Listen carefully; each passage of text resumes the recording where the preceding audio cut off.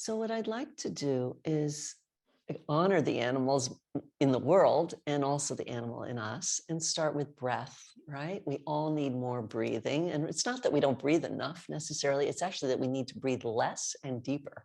So I'm pushing my chair back a little bit. I'm going to tilt my screen a little forward so that you can see my hands on my belly a little bit.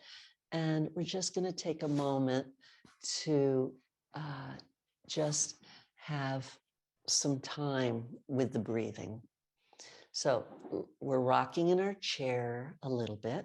If you're standing, that's fine. If you want to stand up, we're going to do something standing up in a minute. But for those of you that prefer seating or need to be seated, I want to make sure you feel included. So we're just starting with getting rocking. You can also rock side to side. Just notice which feels better. So somatics is paying attention to your body. And movement is one way to stimulate sensation in the body so that we can learn more about our bodies, be more in touch with our bodies.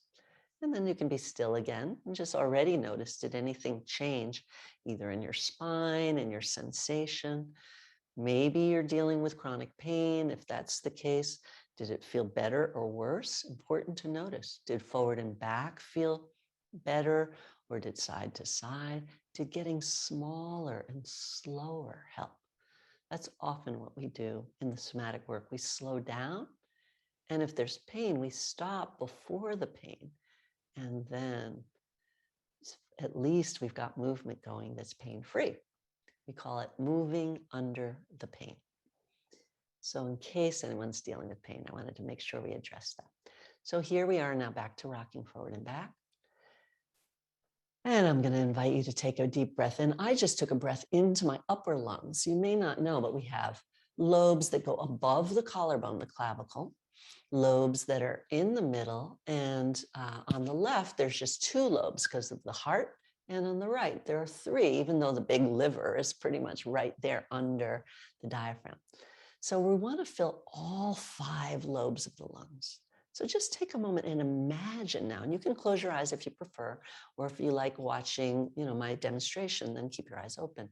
So the idea is that we're filling a balloon, and they're cylindrical. They don't just fill up and down or front and back separately. It's all at the same time. But we can isolate each to make sure we're involved with each. So just take a moment with up and down for a second. Maybe let your rib cage lift up. You could even push your ribs up a little bit just to help. Take the pressure off of your lungs by lifting the ribs. And see how that muscular skeletal movement increases the autonomic. And notice how my voice changed. Movement of the lungs, the breath. And you can do that down here too. The ribs come, you can lift your ribs off your lower back. That feels so good if it's sore. Really give yourself a little leverage, unless of course it hurts your arms, to lift up. And just notice what the diaphragm can do when there's that little extra support. So I'm doing a lot today, and we'll repeat these. Today's a survey. You're getting a little taste of a lot of things. We'll go deeper next week with more of the breath. Now let the, like pail handles, we went up and down, so you could do that a little more. Let the ribs lift up, down. Now they also move this way into the spine, kind of massaging the back of the spine where my thumbs are. It's like a little massage.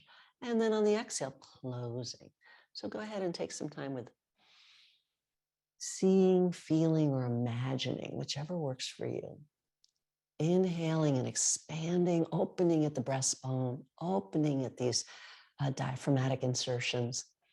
And then, and you can let your head respond if you want.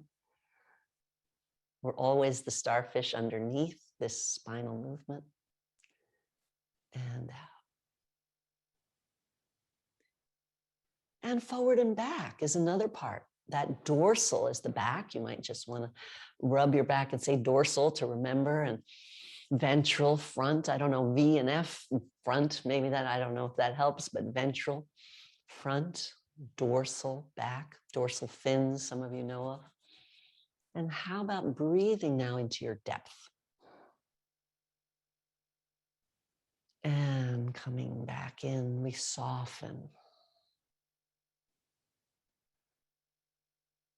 This is what we call three-dimensional breathing. So now just notice if all three can work together like an orchestra. And beautiful. So hopefully that began to warm up your torso, maybe even your face, your head and neck, because we're breathing through our nose, through our trachea, into the bronchi. So important for health and for the immune system. Or if you did breathe through your mouth, that makes its way into the trachea as well, into the windpipe.